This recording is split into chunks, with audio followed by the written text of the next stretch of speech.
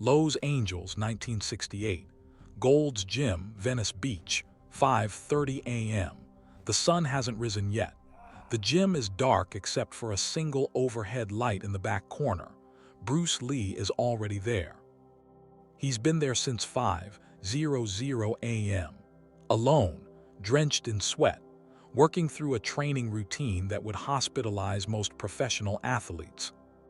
A group of bodybuilders arrives for the early morning session. They see him, they stop, they watch. What they witness changes how they think about training forever. Lee is in front of a heavy bag. But he's not hitting it normally. He's throwing punches from 1 inch away, full power. The bag explodes backward with each strike. 20 reps, 30, 40, no rest. His face shows no strain. No exhaustion, just focus. One bodybuilder, a former Marine named Jack, approaches. "How are you generating that much force from 1 inch?" Lee doesn't stop, doesn't break rhythm. Hip rotation. Whole body connection, not just arm strength. Lee finishes his set, moves immediately to the next exercise. No rest period. He drops into a handstand, begins doing push-ups. But not regular handstand push-ups. He's balancing on just his thumbs. 2 thumbs supporting his entire body weight. The watching bodybuilders exchange glances. Impossible. No one does that. Lee does 20 reps, controlled, smooth. His breathing barely changes. He drops down, transitions immediately to a different position. Dragon flag raises. Lying on a bench, he grabs the edge behind his head, lifts his entire body straight up, holds it horizontal, parallel to the ground. His abs are visible through his shirt, carved from stone. He holds the position for 30 seconds, lowers slowly, raises again, 10 reps.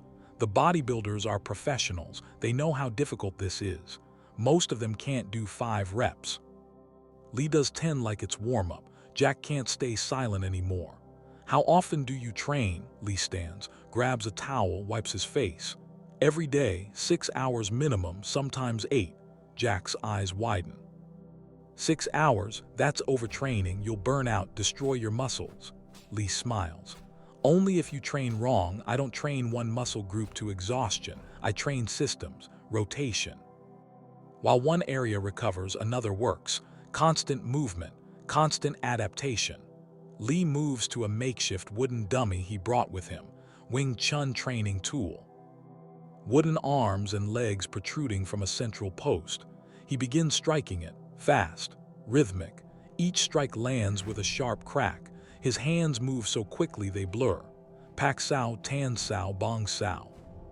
Trapping techniques, deflections, simultaneous attack and defense. He does this for 10 minutes straight, no break, no slowdown. The sound echoes through the gym like a drum solo. Another bodybuilder approaches. His name is Mike, former powerlifter. "Your hands, aren't they destroyed from that?" Lee stops, shows his knuckles. They're calloused, hardened but not damaged. No open wounds, no excessive swelling. "I conditioned them daily, started when I was 7. Iron palm training, dit de jiao, herbal medicine, gradual adaptation. Your body becomes what you demand of it." Lee explains his philosophy while demonstrating. "Most people train to look strong. I train to be functional, speed, power, endurance, flexibility. All together, not separate." He drops into a full split, effortless, touches his head to his knee. Flexibility isn't just for show. It prevents injury, allows greater range of motion. More power generation. He stands, moves to a speed bag, but he doesn't use his fists. He uses his elbows. The bag responds to each strike, maintains rhythm. Lee switches to back fists. Then ridge hands, then palm strikes. Every weapon his body possesses. The bag never stops moving, never loses rhythm. His timing is perfect, mechanical, inhuman.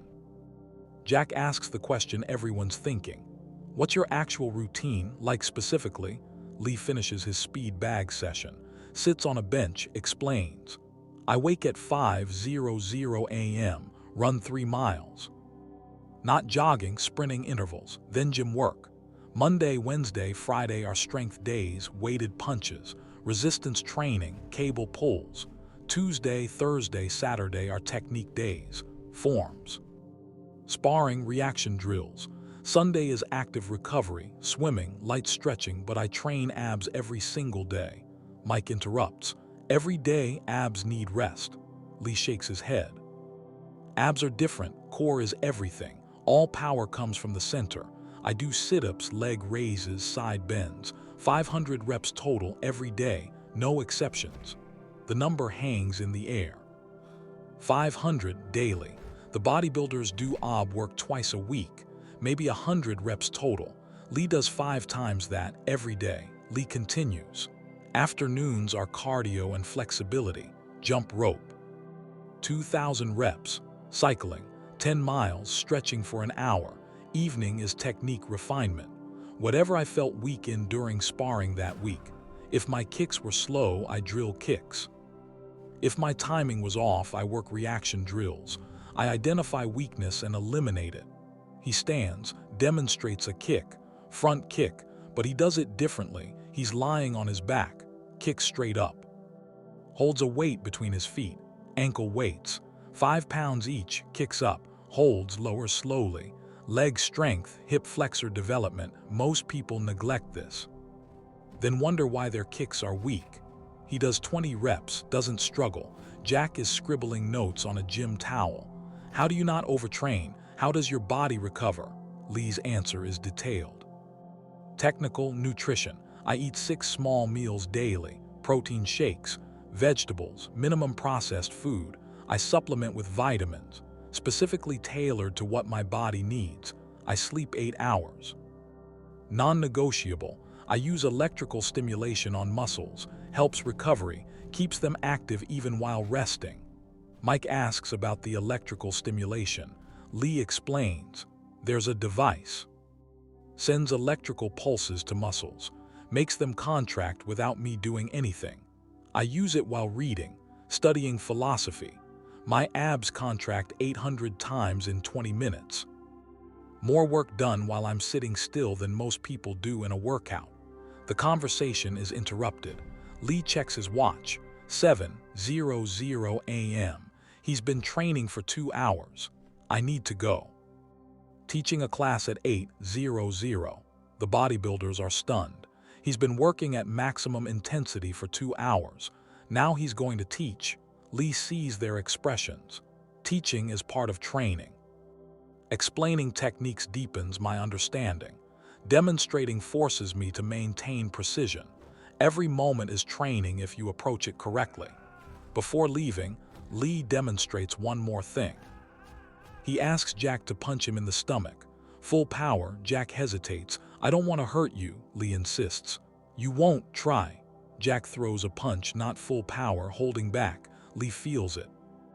Harder, really hit me. Jack commits, throws a punch with real force. His fist connects with Lee's abs. The sound is like hitting a brick wall. Jack pulls his hand back, shaking it. Lee's expression hasn't changed. Conditioning, 20 minutes daily, started with light taps, gradually increased force. Now my core can take full power strikes without damage. The bodybuilders watch Lee leave. They sit in silence for several minutes. Finally, Mike speaks. We've been training wrong. Everything we thought we knew is wrong. Jack agrees. That wasn't training, that was something else. That was dedication we can't comprehend. Word spreads through the Venice Beach fitness community. The Chinese martial artist who trains 6 hours daily, who does 500 ab reps, who can generate knockout power from 1 inch.